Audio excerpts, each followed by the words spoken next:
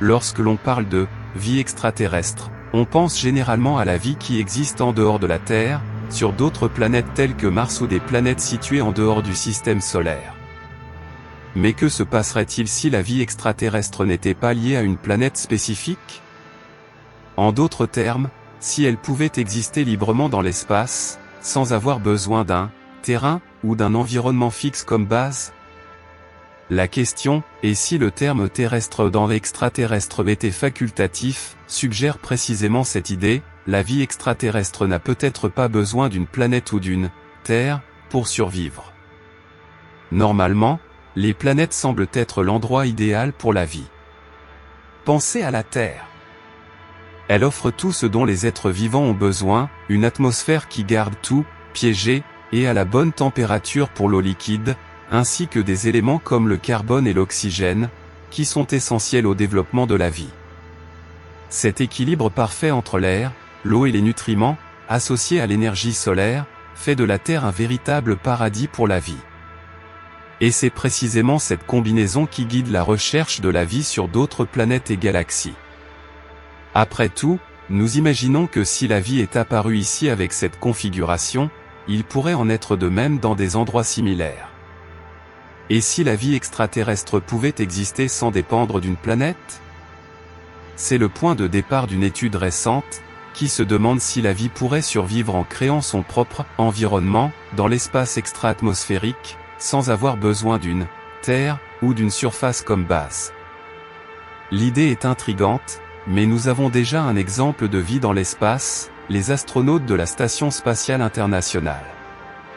Certes, ils dépendent de ressources constantes apportées de la Terre, mais, et si des organismes plus simples pouvaient s'adapter de manière autonome?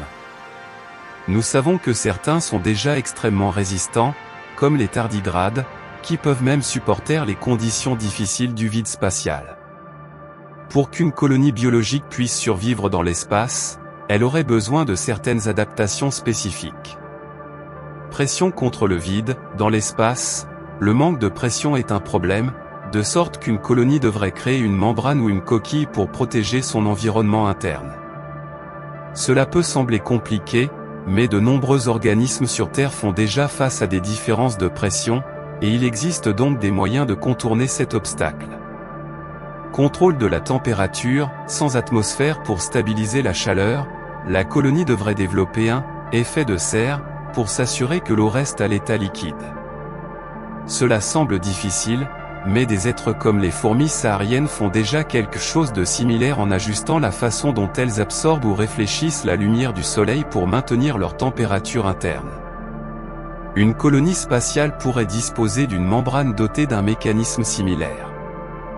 Rétention des éléments légers, sans la gravité d'une planète, une colonie devrait faire face à la perte d'éléments essentiels au fil des ans, ce qui nécessiterait un système de réapprovisionnement constant, peut-être en collectant des éléments sur des astéroïdes proches.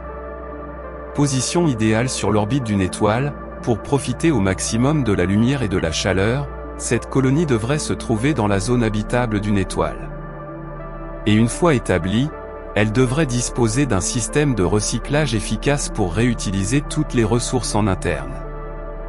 Avec ces adaptations, la colonie pourrait être une structure flottante de 100 mètres de diamètre, maintenue par une coque transparente et résistante qui stabiliserait la pression, la température et un léger effet de serre interne. Cette idée élargit non seulement notre compréhension de ce qui est possible pour la vie dans l'univers, mais nous incite également à réfléchir à de nouvelles stratégies pour les habitats spatiaux. À l'avenir, nos stations spatiales pourraient devenir des écosystèmes autonomes, utilisant la biotechnologie et le recyclage des matériaux pour ne plus dépendre des ressources de la Terre.